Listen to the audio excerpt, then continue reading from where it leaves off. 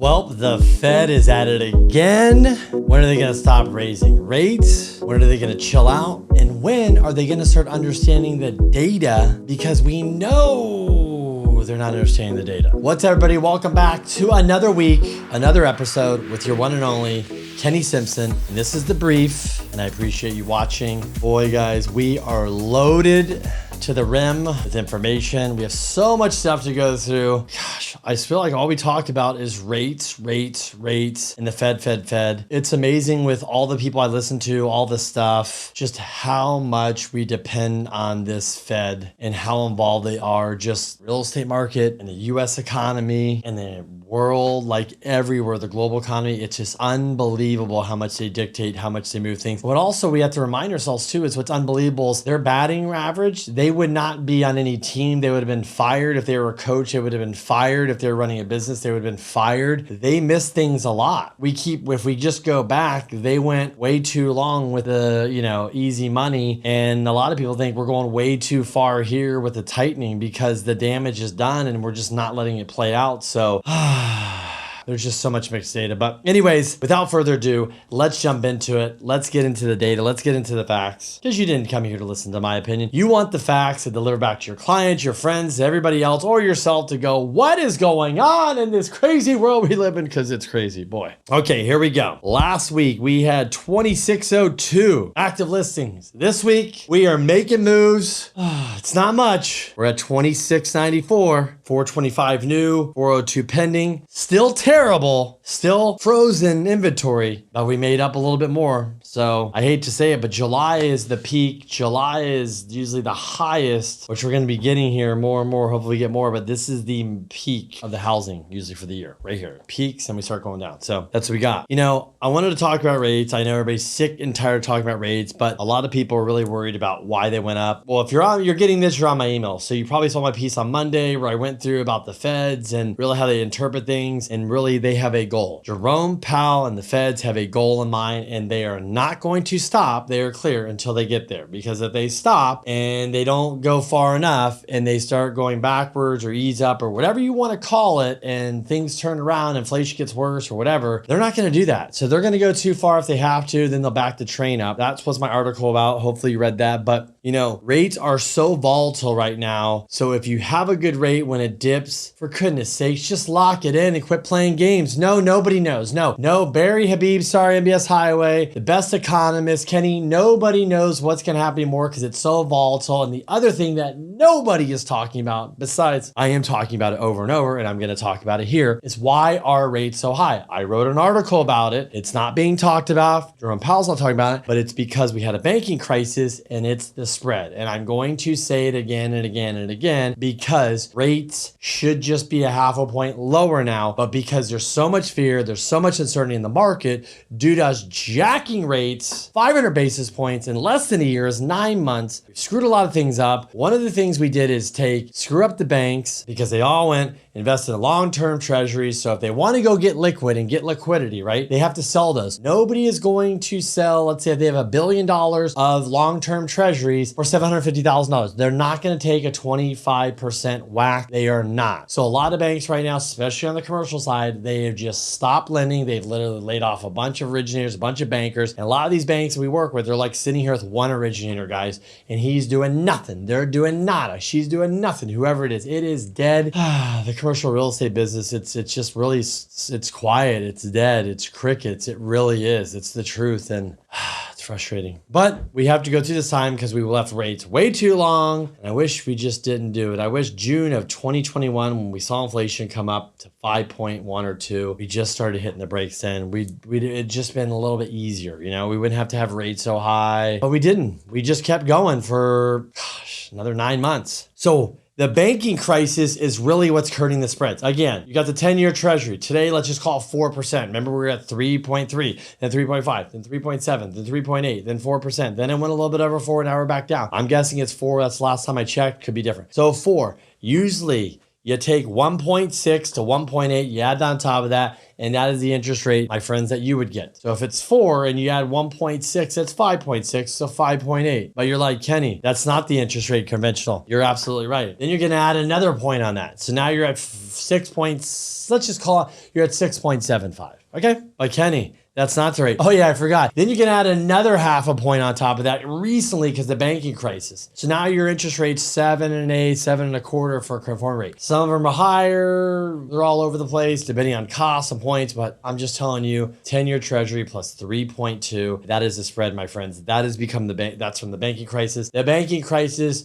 is from us pushing rates up too high, and everybody bought 10-year treasuries, but do we know why they bought them? Do you think they just went out and bought them, or do you think they were incentivized by the Fed? I will leave that one up to you to just go into Google and type in the 10-year treasuries that all the banks bought. Were they incentivized by the Fed to do that at all? I think they were. I think you should look it up. Also, this is a big week for data. Let me just pull out my phone here, because good thing is if you're not following me on Instagram, you should, because I post it right here, nice and easy. You see that? Hopefully I didn't screw you guys up. On Tuesday, retail sales, industrial production, business inventories, and home builder confidence. Wednesday, housing starts. That's with how many builders. We'll get back to builders. And on Thursdays, initial jobs claims, the Fed manufacturing survey, existing home sales, U.S. leading economic indicators. My goodness, guys, we've got a load of stuff here. There's CPI, I think, in here too. It's a loaded week. It's going to be volatile. It's going to be crazy. So get ready for it. So I suspect rates are going to be interesting. But if I'm looking at the 10-year treasury, let's just take a look at it while we're live here with you guys. It's about 4%. So we got a little bit of pullback. Rates came back a little bit, but I am expecting more from rates. Hopefully, everybody's expecting CPI to be lower and all that lower. There's like CPI, there's core CPI, there's PPI, there's core PPI. There's all these numbers. And to us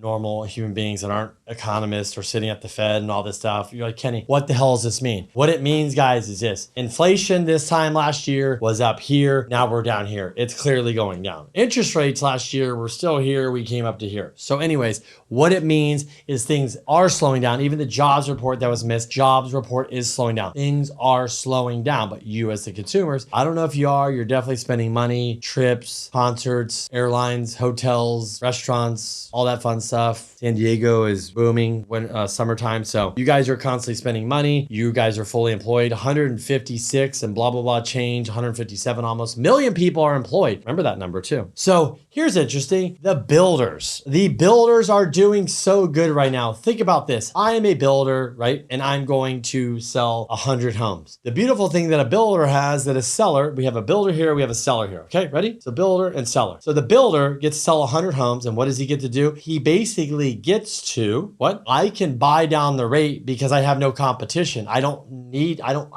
can. So I can buy down the rate and I can track you guys over here so that 7%, I could do a 3-2-1 buy down, a 2-1 buy down. So I can start your rate at 4%. Then you go to 5-6 and hopefully you can refi. Over here, the sellers, they don't have to do that. There's 2,600 homes in the market, guys. They do not have to buy down your rates. They don't have to give you anything. You, the buyer, have to give them everything. So builders are up 20%. They're loving it. They can just buy down your rate. They can attract you there, buy a new home, and I'm sure they're making more money, more margin. So builders, you're winning, and they can buy down the rate, and other sellers, they don't need to. Why would they even want to give you more money or do anything? You're already overpaying for the house here in San Diego, the entry level. There's too many offers. You're overpaying unless you have some crazy list price. They don't have to do anything. They're spoiled. They're entitled. They get their cake and eat it too. What else is going on?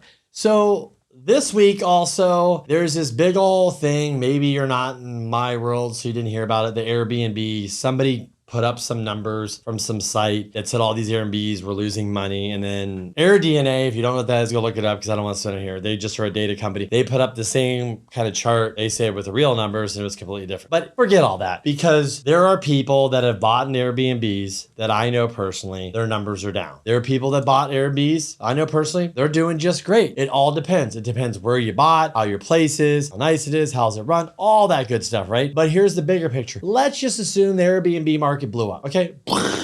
And every Airbnb, they're going to go list their house at the same time. Yes, there would be places like Joshua Tree, and there would be places in San Diego, and there'd be places in Arizona, and all these other places, right, that might have a crashing market. Like Joshua Tree would obviously just crash and crumble because if they had to list them all at once. But here's the thing. There's 1.4 million short-term rentals in the United States. But how many people, how many homes are there? 140 million. It's 1% of the housing stock. So let's just assume, not everywhere, but you take all the states and people freak out. So a certain percentage of them go, I'm going to list all my prices and sell these Airbnbs. You got some here in, Montreal, California, Arizona, all this stuff, right? Let's just say they do that. Okay. I said 1.4 total. Let's say 30% of them sell their place. Okay, cool. 350,000 homes. Guys, it's not going to matter. It's not even close. We're not moving the needle. When you understand the data and you hear all this, it's going to blow up the market. I get it. If everybody at Joshua Tree sells their short-term rental, yes, there would be chaos. The market would blow up, whatever you want to call it. But I don't think everybody's going to stop going to Joshua Tree and everybody's going to sell. But even if a percentage, even if half of them did all over the country, whatever it is, it's not enough inventory that's going to kill the market because not everybody would sell in Joshua Tree or San Diego or Florida or Austin or Arizona. They're not, right? So if across the country, a couple 100,000, 300,000 get on the market, great. There's plenty of buyers that'll gladly suck those up and absorbers or real estate investors, right? So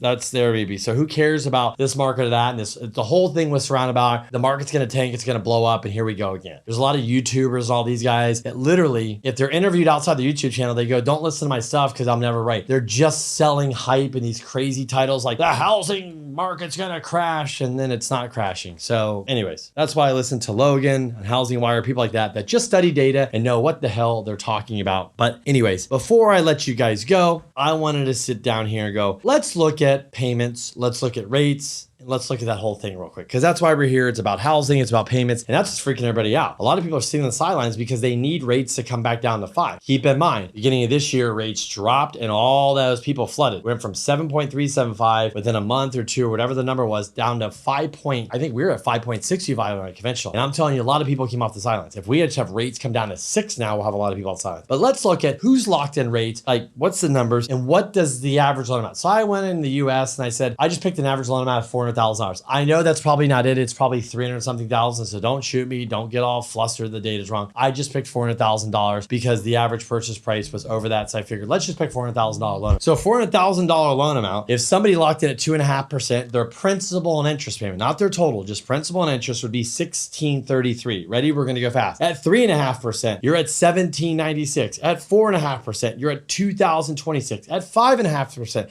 you're at $2,271. At 6.5%, you're at $2,528. At 7%, which is right around we are now, we're just downsizing a little bit to get you there. We're at $2,661. What did I say the 2.5 was? $1,633. The 7% is at $2,661. So you see what's happening. The $400,000 payment that you might have, that somebody might have, the average loan amount, let's just say it's somewhere around there, their payment is $1,000 more, if not more right now. They're probably not getting the same house that person got anyways that's locked in at 2.5 because it's more. So they're $1,000 more. It's $12,000 a year. That's a lot. That's a lot, guys, right? If you time that by, even if they refi a couple of years, it's a lot of money. So the average person, that is a ton of money. So here's the interesting fact. So when you understand that people are locked in, right? So remember that, $1,000. So let's just pick 3.5%. Let's just pick So remember that. So just remember that. So did you know that between the rates of 3 and 4%, that 45% of people, Americans, are locked in a rate? Remember, out of all the homes in the US, 37% are free or clear. Let's just round up to 40 to use round numbers. I know it's not correct. 60% have loans. Out of the 60% that have loans, 45% have a 3 to 4% rate. 26% have a 3% or less rate. That's 72% have a rate that is a 4% or less. As I mentioned here, at 17, their payment right now they're sitting in for a person that's a $400,000 loan. They're at least $1,000 to, let's call it about $800 less a month in payment. Remember, that person that's going to go buy today, they're not going to get the same house. That house today that you are locked in your lovely rate is going to be more money. So Their taxes are going to be more. Their insurance is going to be more. Their payments going to be more. The whole thing is going to be more. But I'm just telling you right now, they're saving $800 to $1,000 a month. On top of that, remember, October is coming. What is October? No, it's not Halloween. No, it's not when the temperatures start getting changed. It's the student loan payments are due. 45 million Americans are going to have to start making an average payment. I just gave you an average housing payment around, 400,000 is around $350. I know some are 1,000, 1,500, 700, 600, whatever. People, that money is the average person that's going to hurt. So when you have $1,000 of difference payments, and then on top of that, 4 to 5% rates are 20% of the market. 92% of you guys are locked in a 5% or less, but the 4 to 5 is 20%. The biggest number is the 3 to 4. Until we get those rates way down, this inventory is locked up. They're not selling. So this is the whole problem is your payment's higher, the inventory is locked up, the data is not in the favor of the buyer, the data is in the favor of the seller or the builders. That's the data, that's the number, and that's what matters. $1,000 a month, $800 a month to the average person is $12,000, $10,000 a year. That is a lot of money. And on top of that, if they have student loans, they're starting to come due here. So I'm just telling you guys, people are sitting on the lowest payments ever. They've basically killed inflation by locked in these low rates. They've gotten increases in their pay because of obviously the inflation and all that. They're sitting good. So to disrupt this payment, to go get more, to get a new house, you're going to have to give them a sweet deal, something that makes sense. They're going to have to get that huge pay raise or something to get them out of that house. And on top of that, if they're locked into 2.5% or 3.5%, like look at this, like 72% are locked to 4% or less, and they can rent it and cash flow and they don't need the money to go buy a new one. That's not really helping us. So anyways, that's what I got for you this week. Those are the data. Those are the numbers. They don't lie. Anyways, thanks for watching. Appreciate all you guys' feedback. Appreciate the love. Oh, we'll keep watching this data. It's a busy, busy week. Will the Feds, what will they do coming up? I don't know. I think they're going to hike. I think they should be done. I think they should just chill out. Let the summer go by. Let's see what happens. Just go a couple more months. Let's just let it lie because things are cooling. We will see the numbers this week. Until next week, have a great week. Talk to you guys soon.